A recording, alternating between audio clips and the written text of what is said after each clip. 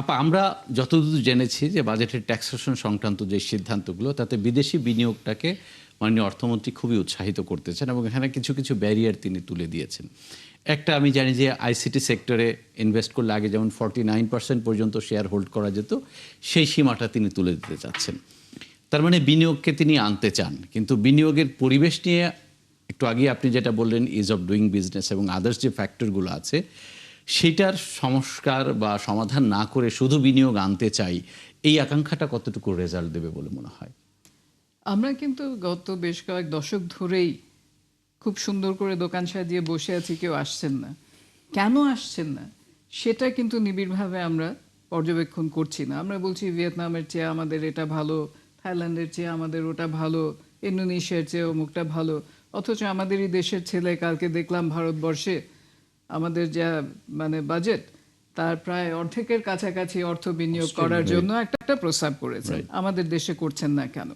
বিদেশি বিনিয়োগ আমরা আনবো, বিদেশিরা যখন আসবেন তার আগে তারা কিন্তু খুব নিবিড়ভাবে পর্যবেক্ষণ করে আসেন। আমি তো কমার্শিয়াল লয়ে, আমার সঙ্গে তো কথা হয়, তারা অনেক কিছু দেখে আসেন এবং আমরা যেভাবে দেখি তার চেয়ে অনেক বেশি পুঙ্খানুপুঙ্খভাবে দেখে আসেন।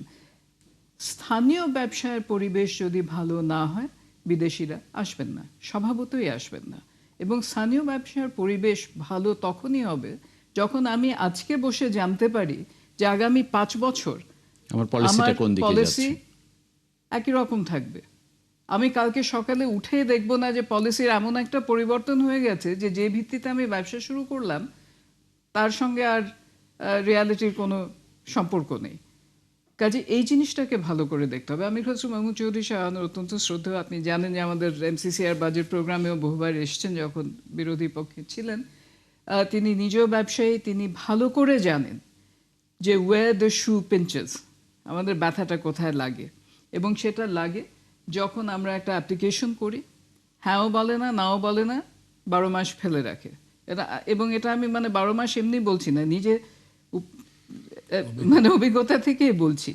আমার ইয়ে লাগে যে যখন একই ব্যবসা করছি, জিল্লুর ভাইকে যে সুবিধা দেওয়া হচ্ছে আমাকে সেটা দেওয়া হচ্ছে না। এক্সাম্পল, অ্যাজ অ্যান এক্সাম্পল বলছি। এরকম জিনিসগুলোকে কিন্তু দেখতে হবে। আর যেটা বললেন যে সহানুভূতি দিয়ে আমরা শুরু করব, সেটা কিন্তু বেশি দিন টিকবে না। Right. when push comes to shove, আমার ওই সহানুভূতি কিন্তু ওই জানলা দিয়ে বেরিয়ে যাবে। আমরা যেটা বুঝি যে অর্থমন্ত্রীর কাছে যেসব প্রস্তাব যায় বেশিরভাগই যৌক্তিক, যেহেতু আপনারা মাঠ পর্যায় থেকে প্রস্তাবগুলো তার কাছে যান, কিন্তু সরকার তার রাজস্ব বা আয়টা ওইটা কখনো হারাতে চান না। এই জন্য সবগুলো প্রস্তাবও যে সমানভাবে আমলে নিতে পারেন সেই সুযোগও তাদের হাতে কম, যেহেতু তিনি জালটা বিস্তৃত করতে পারছেন না বা নতুন নতুন খাত তার জন্য অনুসন্ধান করা একটু কষ্টকর হয়ে যাচ্ছে। এভাবে কি চলতে থাকবে? আসলে সংস্কারটা কোথা থেকে শুরু করলে এই ধারণা থেকে বের হয়ে আসা সম্ভব? আপনি খুব ইন্টারেস্টিং একটা কথা বলেছেন এবং এটা আমরা প্রতিটা এরকম প্রোগ্রামে বলে থাকি।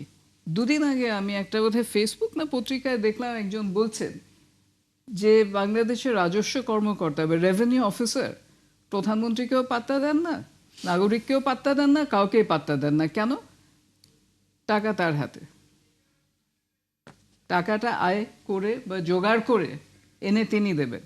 তিনি যদি না দেন সরকার কিন্তু চলতে অসুবিধা ফেস করবে।